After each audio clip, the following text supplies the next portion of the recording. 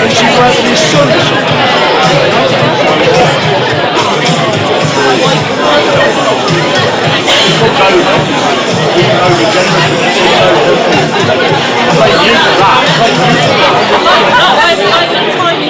Ladies and gentlemen, welcome to Gloucester Rugby and welcome to the stage your host Nik Hill.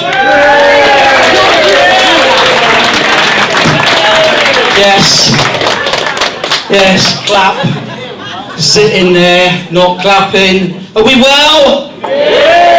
Jolly good. Thank you ever so much for coming. My name's Nik Hill. I'm your host for tonight, and basically my job is just to chat to you, introduce the acts, and make sure you behave yourselves. For those who haven't been here before, we've got 3 acts for you. There'll be a break in between each act, so you'll have plenty of time to go to the bar. A couple of health and safety things. In the unlikely event of a fire, right, there are 2 exits. There's the exit you came up from, but the lift won't be working, and there's a back passage you can all have a go at over here. Some of you look far keener on that than you should, to be quite honest with you. Whilst the acts are on, the bar will be closed, and apart from that, that's probably about it, really. I think. Are we all okay with that? Yeah. So let's just see who's from where. Who's been to this gig before? Yeah. Oh, quite a few. Who's never been? So what we do, because we've been running this gig for, no, not you actually, no, that's not fair. Who else has never been to this gig before? People at the back. So what we do, because I know him, it's not fair to pick on him, is every gig we've been doing since 2012 for the new people, just to make you feel welcome and part of the group, and everyone's gone through it, just stand up and introduce yourself.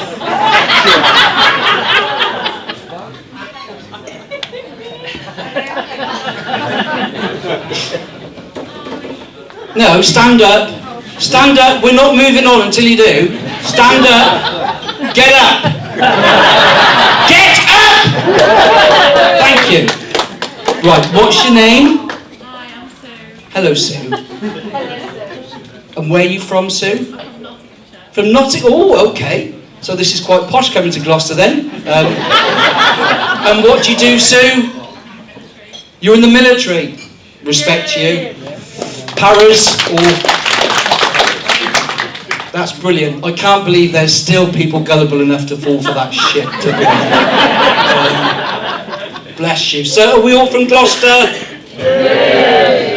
Is there anybody... And I know I do this every gig, but it really sticks in my throat.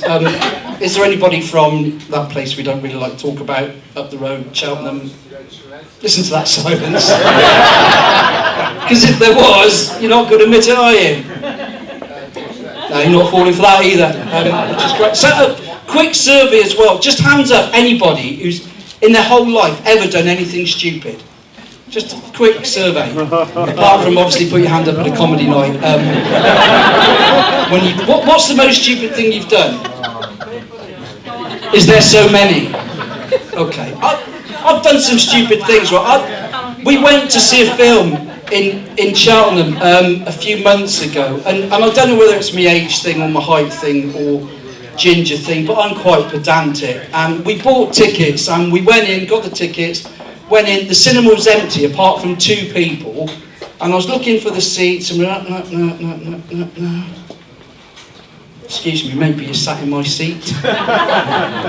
And he just looked round as if to say, but the place is empty. And I said, I know it's empty, but I have got tickets and you are in my seat, so you're going to have to move. Right, he got up and he moved. Cut a long story short, 4 times this poor bastard had to move.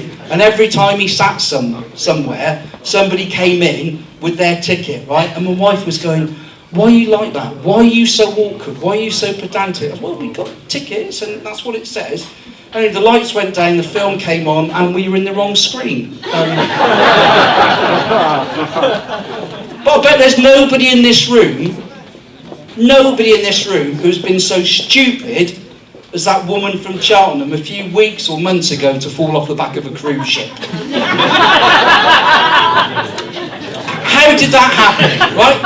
And apparently there was 4 things that saved her. The temperature of the water, the fact that she did yoga, right? Now, I do not believe that in any yoga club up and down the UK has any instructor ever said, best get your down dog right, because if you fall off the back of a ship, that's going to save you. Right? The third thing that saved her was her body fat, because ladies, unfortunately, you have a higher percentage of body fat than men. Right? Clap, that doesn't deserve it. Who clapped then? And the fourth thing that saved her was that she sang, right? She sang. Now, I don't know what song she sang, but if she was singing, I think she might have sung, I am sailing, no, forget that. It is sailing far away from me. I should be drowning, but I'm floating. It's my body fat, you see. I just don't believe that really happened to her. A few things have happened since the last gig, and I don't mind telling you this. Like, I celebrated a big birthday. I celebrated being 60, which is like scared the shit out of me. Yeah, you can applause. Thanks. It would be nice for somebody to say you don't look it, but fuck it, you're not going to do that, are you? And what I did, I had a party and I had a pig roast. I thought, well, that's quite easy. I put a Facebook page out. That was really, really simple. And my daughter said, why don't you create a WhatsApp group? And I'll tell you now, I'm quite up with tech. My wife isn't that up with tech. She's not here tonight, so it's absolutely fine to talk about her. She has for years thought it was a WhatsApp group. And apparently she's just been sending messages out saying, what's up, what's up? And people are responding saying, absolutely nothing, what the fuck are you on about? But I was surprised at some of the responses that I got back. And for me, this has shown how sort of life has changed over the years. I got people responding saying, oh, I'm a vegan. I'm a vegetarian. I'm a celiac. I'm lactose intolerant. We didn't have those sort of people when we were kids. They were just fucking fussy eaters. Weren't they? They were. Woo! I'm bulimic. No, you're just fucking skinny. I'm morbidly obese. No, you're just fat. And I've got to say, I am going the same way. And the only strain of comfort for that is if I put any more weight, if I do fall off the back of a cruise ship, I'm going to be floating forever and a day, which is heaven. And it's like other things have changed. Like back in the day, we didn't have feng shui experts. They were just people who moved furniture around from one place to another. We didn't have life coaches. They were just interfering busybodies, didn't they? And all sorts of other things have changed. We've got loads of phobias now, haven't we? And I've been online to Google some of these phobias, and because of my age, I've had to write it down. So there's a phobia called triophobia, right? Which is basically a fear of holes. Now, my wife reckons I've got that.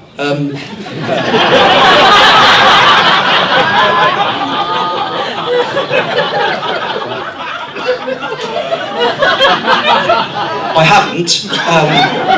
It's just hers. Since she retired, she's got a phobia. It's called dysophobia, which is basically a fear of fucking cleaning. There's some other really, and I know, like, I mean, I suffer from claustrophobia, like, so I won't even come up in the lift up here, like, so I get that. Claustrophobia is fine. Agoraphobia, fine. Arachnophobia, that's fine, a fear of spiders. But there's one called allopoxphobia, right, which is a fear of opinions. Fear of opinions! You can't make this up. Daphophobia, which is basically a fear of being buried alive by mistake and waking up to find yourself underground, right? You've got some serious shit going on if you're worried about that. There's a phobia called electrophobia, right, which is a fear of chickens. I can sort of get that. And oviophobia, and I didn't believe this when I read this, oviophobia, right, which is a fear of eggs. Does anybody in this room have a fear of eggs? This fucking woman I'm about to tell you about does. Meet the woman who passes out when she sees an egg. Now, in my opinion, she should just be shot, shouldn't she, really? The beauty therapist is so petrified of seeing the yellow and white sizzler it makes her ill. She's able to stomach eggs which are boiled, but is terrified of eggs which are fried. She said they look like an evil eye. The whole thing just looks evil, distrustful and greasy. I can't go to restaurants because I'm afraid of seeing a fried egg. She believes her phobia started around 20 years ago when having a meal at a friend's house. My friends decided to make a fried egg sandwich, which I believe is where my fear began. It was the nastiest, greasiest looking sandwich I had ever seen. And I remember the fried egg was hanging out of it. The yolk was running down the side, and it was burnt at the edges.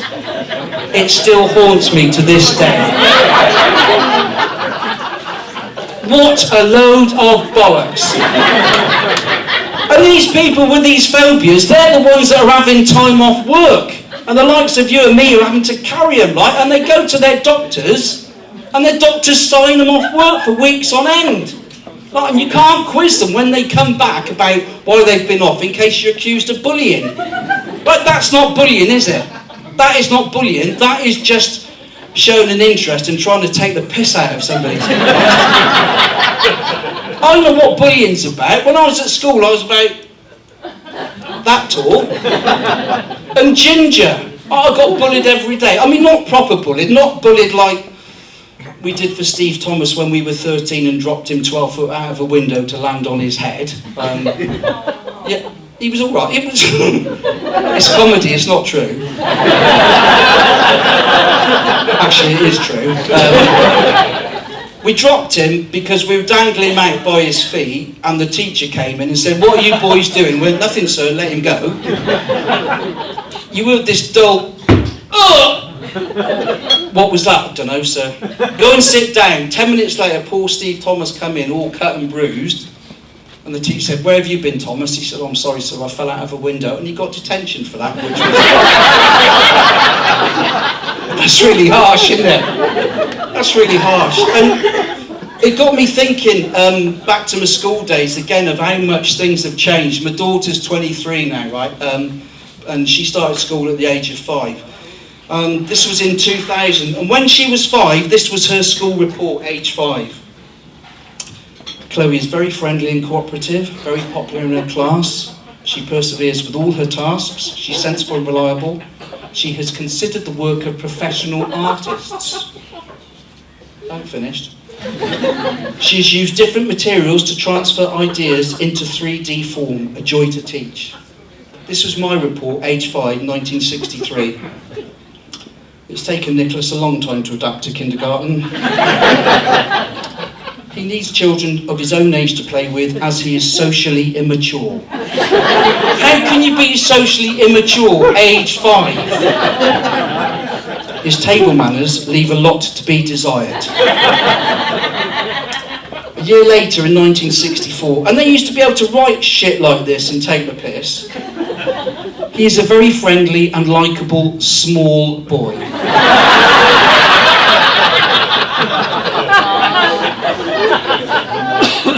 His table manners still leave a lot to be desired. Bastards. My wife was going to come tonight, but she's staying at home looking after our dog, because we've got a dog now, which has basically become the bane of my life. We've had him for about 3 months. A very intelligent dog. Within the first day of us having him, within 2 hours he'd actually taught me to pick up his shit.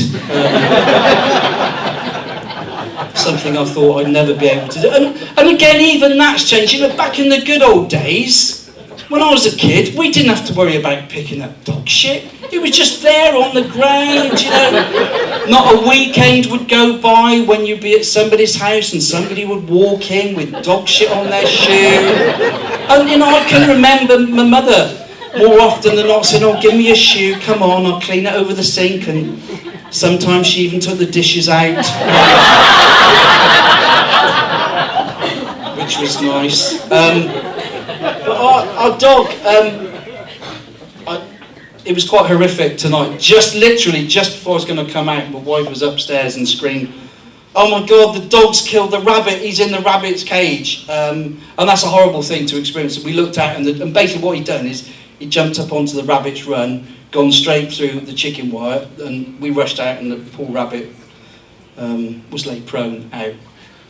That's fucking killed the room, hasn't it? Right. But he was all right. So yeah, result. So raise your glasses to our rabbit. But there's nothing funny in that, is there really? That's just telling you something. But my daughter came round on the weekend, and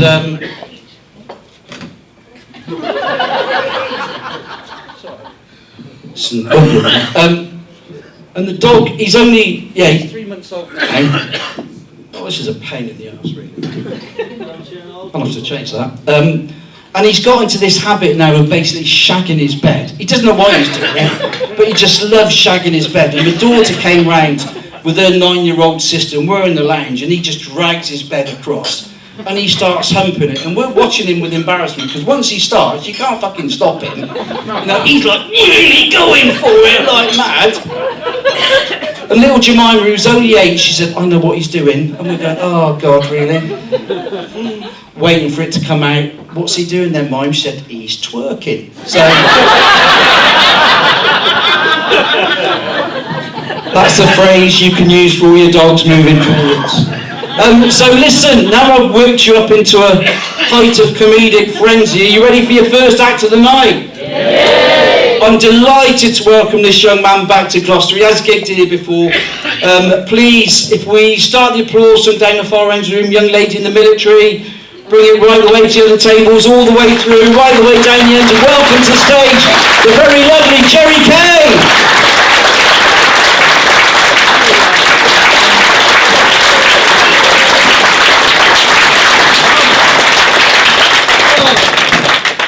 Hello Gloucester, how are you? You alright? Good, lovely. Thanks for having me here again. It's good to be back here. Nice to be back here. It's interesting. About 3 years ago I was here, and here I am again, and it's 2018. I'm looking at